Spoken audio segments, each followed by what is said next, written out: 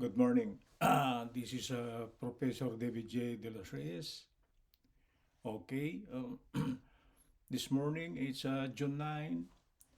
I will be lecturing, or my topic will be integration plus the so-called study of partial fraction. So it's a combination of integration plus our knowledge on how to evaluate what you call this partial fraction. Okay, let's proceed.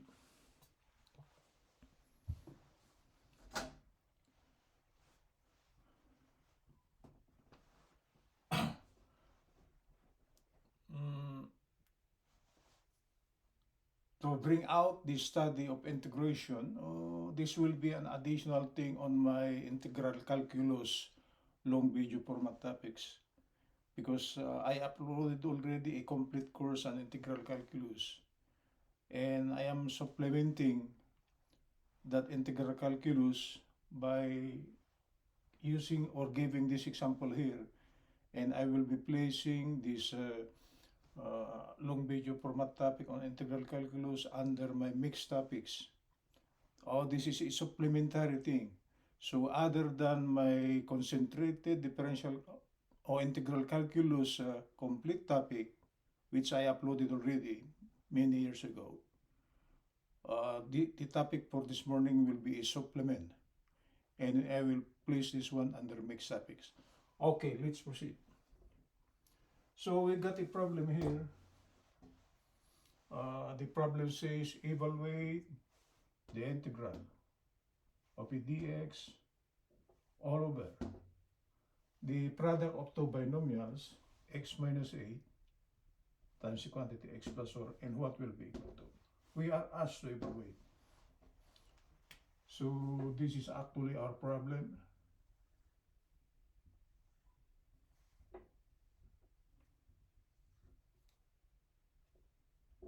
Okay, so let's try to bring out the solution of this one.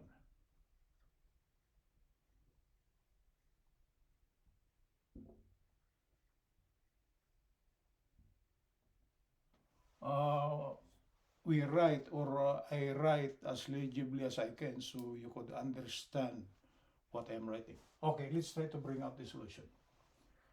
If we try to evaluate this one, of the so many formulas of evaluation of integration under the study of integral calculus, where will this one falls maybe? You could not think of anything that's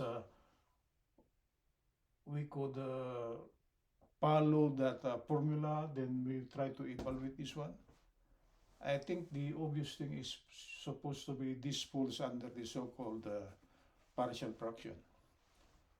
This will fall under the integral of du over u,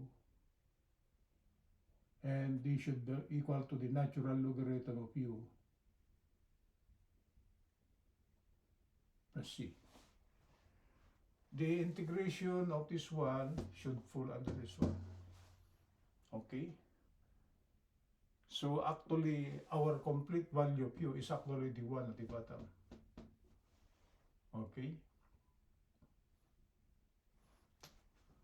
So our u here is actually the quantity x minus 8 times the quantity x plus 4. Okay? And to evaluate this one, we must have to take the equivalent of this in terms of partial fraction, that is 1 over the quantity x minus 8 times the quantity x plus 4.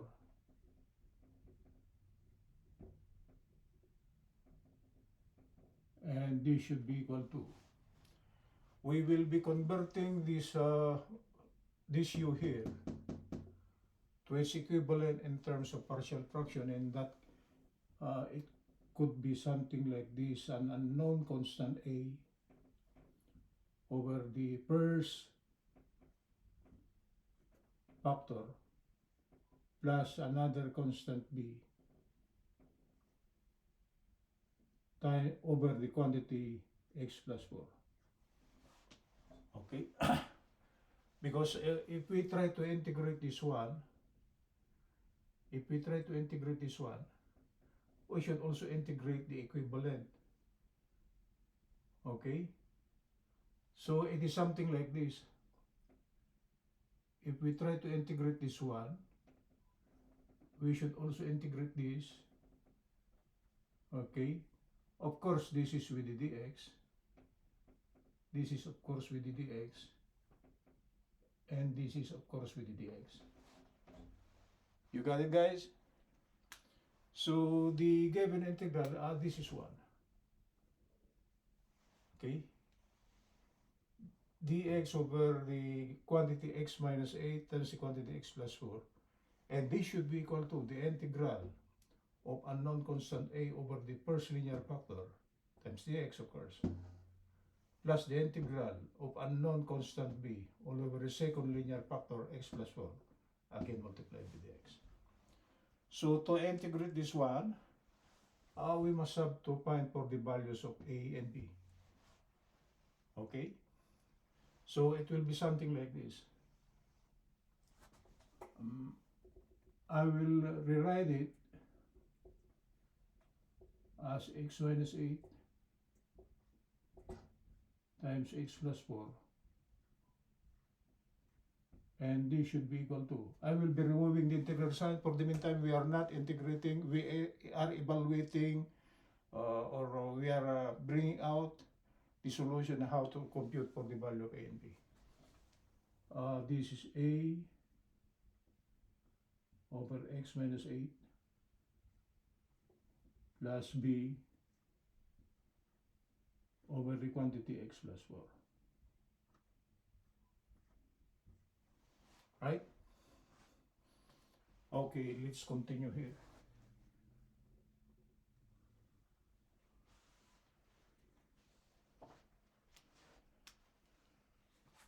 Let's continue here.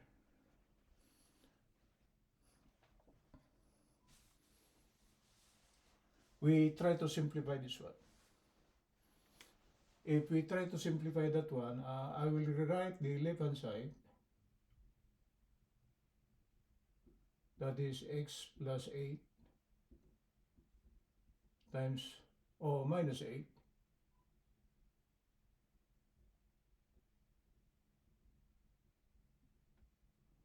times the quantity x plus 4, and they should be equal to.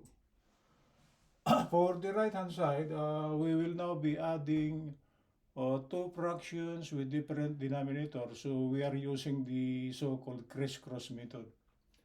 So this will be a times x plus 4 plus b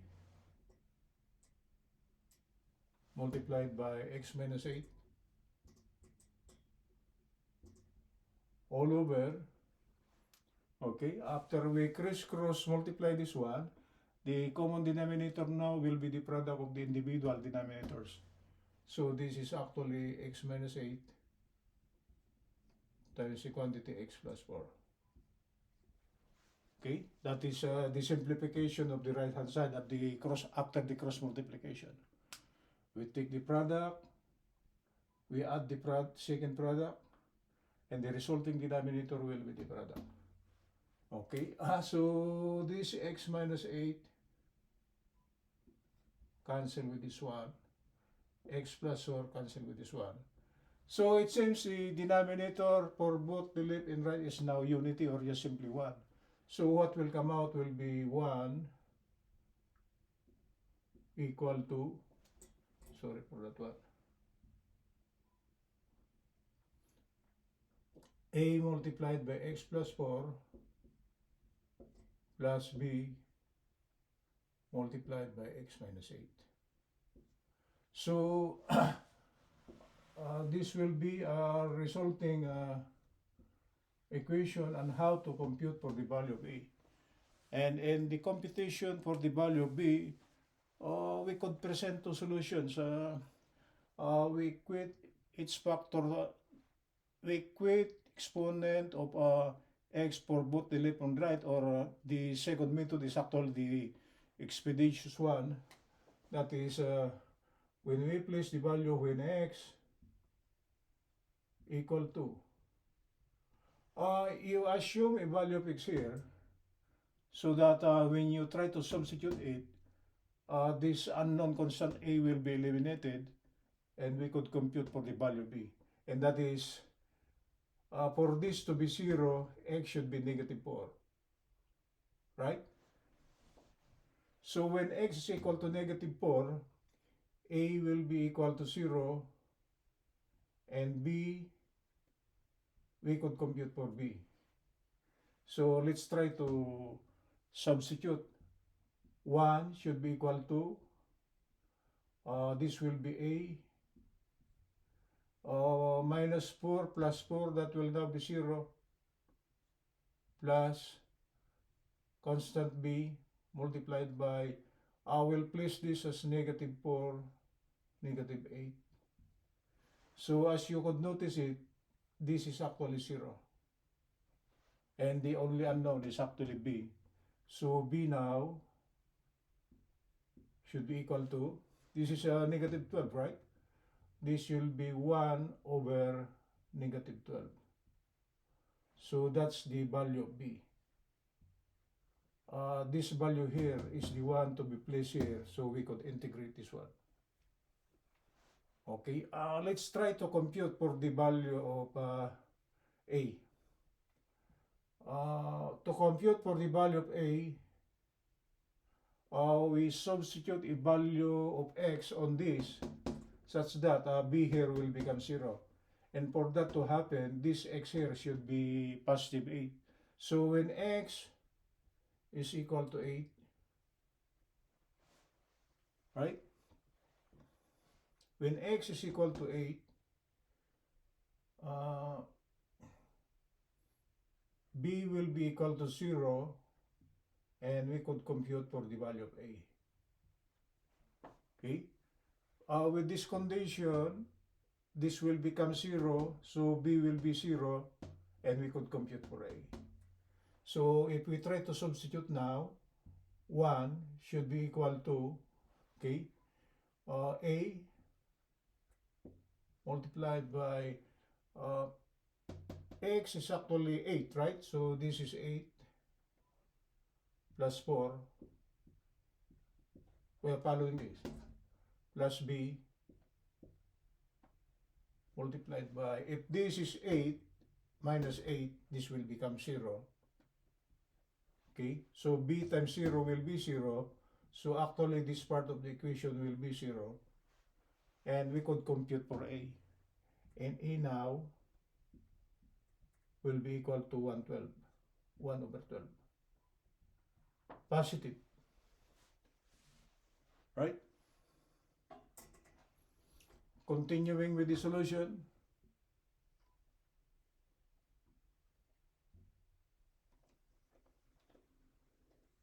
Okay. So the integral of dx over the product of x minus 8 and x plus 4 should be equal to, we'll follow this. The integral, what is a? It's 112, right?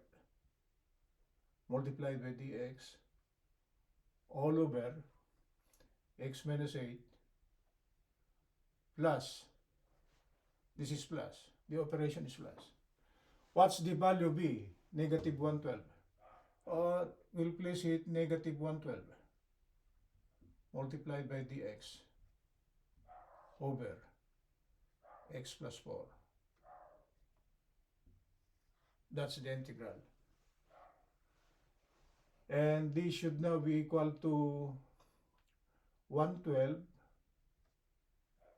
the integral of dx over x minus 8. This is now negative, plus and minus, this is minus 112, the integral of dx over x plus 4. Okay? So, this part now is actually under this. The value of u here, u is actually x minus 8, and du is equal to dx for this one. For the second one,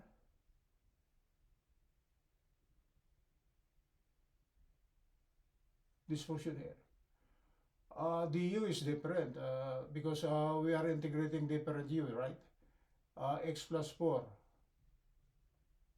and du is equal to dx. Du will be equal to dx because the derivative of 4 with respect to x is actually 0. So du is equal to dx. This is exact. And this is also exact. Meaning this du here is same as this one. I will try to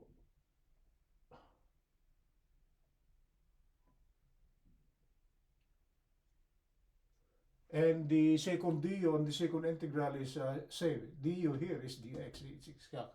So we could now integrate this given integral by following this. And if we try to bring out the solution, it should be 112. The natural log of, the first u is actually x minus 8. And the second u, this is negative. This is negative 112. The natural log of x plus 4. X plus 4. Right? Could you still see it, guys? And this is plus the natural log of a constant c. And if we try to simplify this one, there's a common factor here. 112, right? Open quantity, the natural log of x minus 8. This is minus the natural log of quantity x plus 4.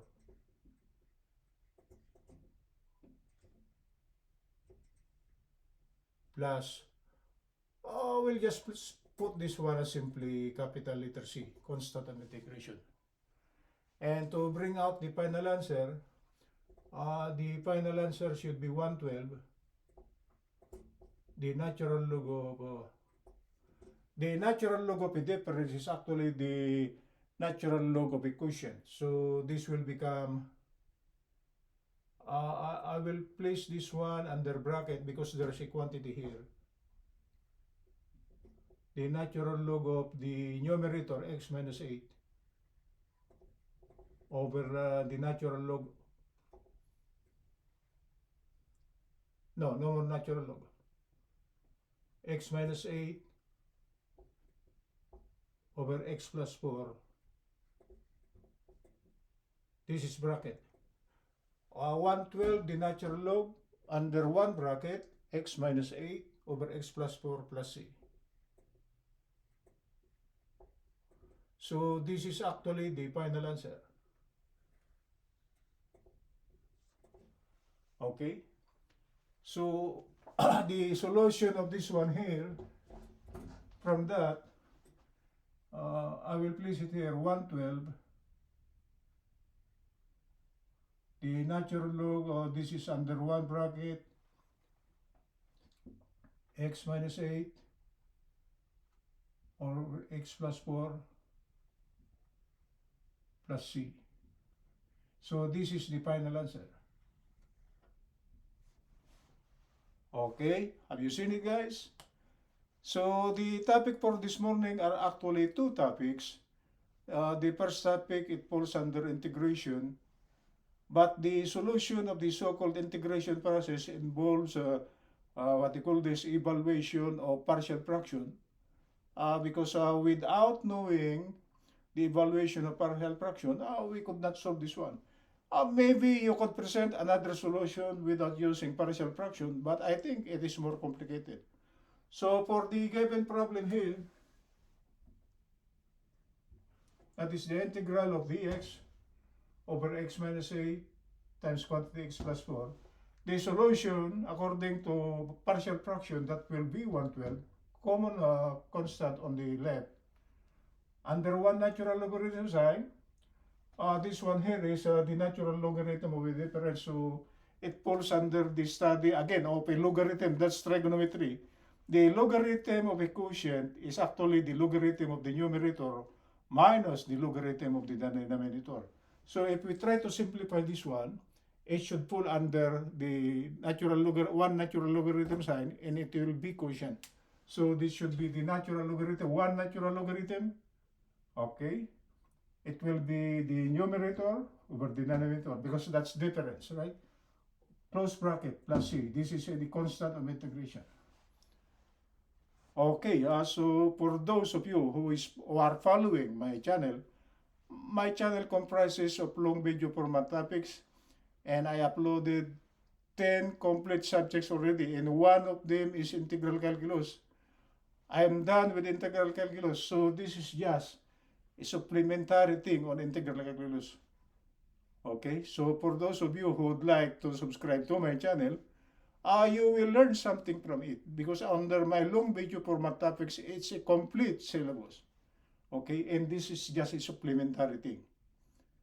So for those of you who would like to subscribe to my channel is at youtube.com/@ProfDavidJ. If you want to share it, please click share. I am assuring you, if you try to watch my channel, you will learn something from it. Good morning from Los Angeles, Professor David J. De Los Reyes.